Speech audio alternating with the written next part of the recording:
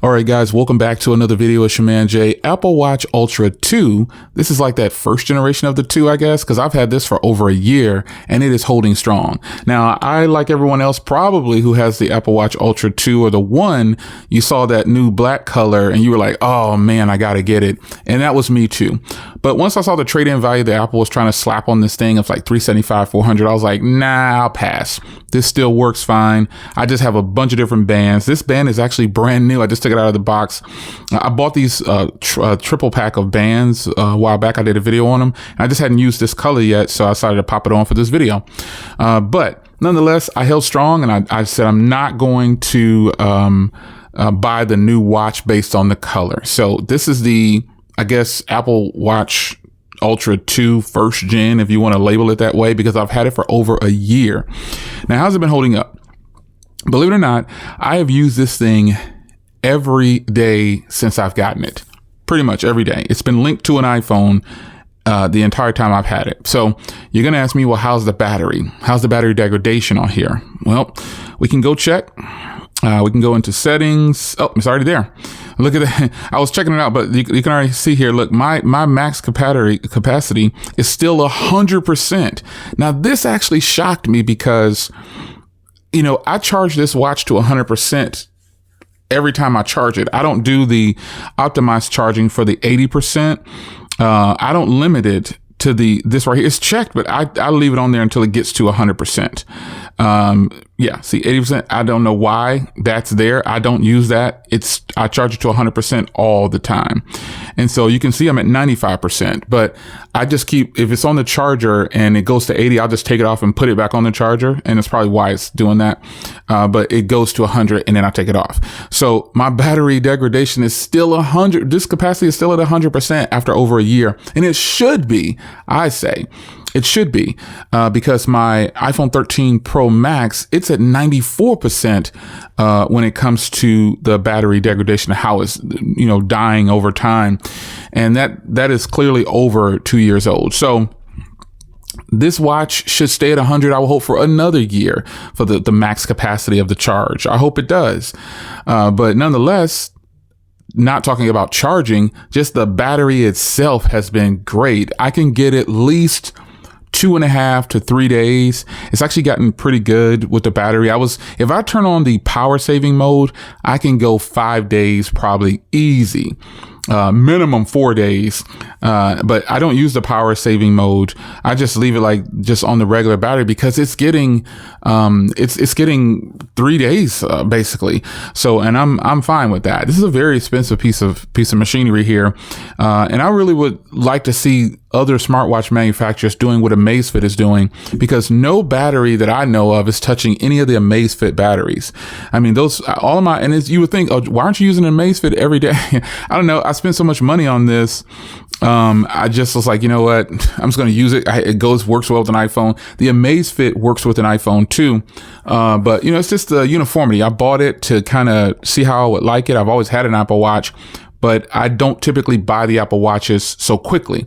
It's just an accessory that doesn't get as much use. And also my other Apple Watches, I didn't wear them. I would skip a week and then put it back on. But this one, I've pretty much been wearing it and I'm happy with it. So with the battery life being so strong, that's an important factor for a smartwatch. It has to have good battery. You're going to need good battery because you're going to need to use it as your sidekick. Now, how do I use my smartwatch, this Apple Watch? I use it, I'm monitoring my health, and I do phone calls, and believe it or not, I'll listen to music on it as well. So a lot of people take their phone in the bathroom. Keep it a buck. You take your phone in the bathroom all the time, and you end up sitting in there for hours, way longer than what you should be in the bathroom. 10 minutes max in the bathroom is what you should be capping at. Ask your doctor. 10 minutes, you should be out of the bathroom, you know, in the latrine, for all those people that know what that is. You should be out of the restroom within 10 minutes. But some people take their phones in there and you end up standing there for 45 minutes to an hour to 2 hours. But I like to take my Apple Watch in there. I don't take it off. I'm saying I can leave my phone and I can just turn on some music for a few minutes from the watch. And this is what I love. And if I get a phone call, I can still answer the phone call. This eliminates me from, having too much screen time. But that's the advantages of having a smartwatch. You literally, can that's to me when it's useful. Like if I'm not the person that wants a lot of screen time. Some people like a lot of screen time. I don't want to have a lot of screen time. I want to be interacting with people, real people, and having phone calls and, talking face to face. That's me. So the watch has been great for my fitness, but it's also been really good for those moments where I just don't want to be bothered with a phone, and I don't want to be too quick to just get on it just to get on it. We all just hold our phones sometimes. There's nothing going on and you're just holding your phone. You're guilty of this. Don't say you're not, because you are. You've done this multiple times. I know you have. With the smartwatch, though, with this big display, this 49 millimeters, it is actually a good size, and it's flat too. So that makes it even better. I like the hardware of this watch in comparison to some of the other Apple watches. They just don't measure up, because this is the overkill watch. I got this watch because I was like, I want the biggest screen they offer. I want the longest battery. That's the only reason I really got this watch, because I didn't need it. My other Apple watches gave me 3 days, but I wanted to see just how well this would do with battery, and I wanted the bigger display.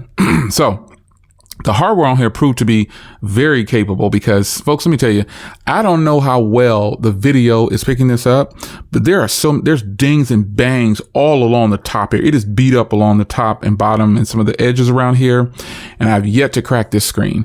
This thing has been just brutalized. It's been dropped and banged and ran into brick walls. It just holds up. Yeah, there's dents and scratches on there. I mean, this is over a year old, so it's been banged up.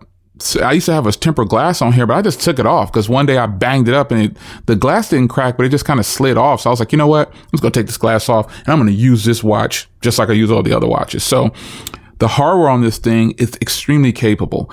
And again, this is that overkill smartwatch for people, because the majority of the world, like 99.5% of the world, does not need this watch. You're not going snorkeling. You're not going underwater all the time. You're not going into extreme situations. So you could actually have the more affordable watches. It's totally possible. But if you're a person like me, I know that for some reason I'm going in the doors or whatever. I'm just always hit my wrist, or I'm doing something, getting out of the car, just whatever. I tend to bang up the wrist that my watch is on, and it's just what it is. So I felt like this is a great thing for me, which is why I like a lot of the rugged Amazfit watches. Once again, they're just good. But nonetheless, the battery is good. The hardware is great. The software is just phenomenal. The watch updates, I was on the beta for all the Apple stuff, but then I just took it off because I could see the direction they're going. And I was like, you know what? I don't need to stay on these betas. So I'm just going back to the public builds. And it's been great. The watch is on the latest software update. It's running smooth. I like now that I have apps in here that are even more useful, especially the Tesla app. The Tesla app was added recently through the software for Tesla, and then it instantly popped up on the Apple Watch. And I just think that is even more useful for me, because I can walk out of the house with no phone at all, and I can do all the things that I need to do and still have full functionality, phone calls and things. And so I think that's great. But overall, the smartwatch is one of the more expensive watches that is offered. And that's always going to be like the downfall for a lot of people. I'd hate to see people financing these watches, but you got to do what you got to do, or you can do what you want to do, is what I should say, because you don't need a smartwatch. I would go out so far as to say people do need a cell phone nowadays. For the way our world is and the way we can communicate, there's a lot of positives to having a cell phone. It really is. But a smartwatch, you don't need a smartwatch. And so tread lightly with these. And that's why I always recommend the Amazfit lineup, or it works with Apple watches. It works with Android. It's just a phenomenal lineup of watches, and the pricing is low in comparison, but the quality is top notch. But if you're an Apple person, you're not going to be looking at an Amazfit watch more than likely, because you have an iPhone and you spent a lot of money on this iPhone. So you're going to shoot for the stars, and you're going to have the best of the best of what Apple could possibly offer. So I like the Apple Watch Ultra 2, man. I skipped the 1 because I still have my SE2, and I was like, I don't need that. But I like it, man. And I think it's definitely a good match for a person like myself. I do a lot of outdoor things. In the summertime, I go hiking and, I do a lot of fitness stuff. And the watch is getting beaten up pretty bad, man. But it's holding up. And I don't plan on getting rid of this. I plan on just wearing this until it kind of wears out. It's going to have to be something really good to make me switch from this watch because, again, I don't typically buy the latest of everything that Apple has to offer when it comes to the watches. And I normally shoot for the more affordable versions because I know that they can hold up. I know they can do well. So quick discussion video, the Apple Watch Ultra 2 after over a year, we'll just call it a 1 year review. It's been a little over a year though, like a month and some change, but, I like this watch and I don't plan on buying any other Apple Watches because this one is working perfectly fine for me.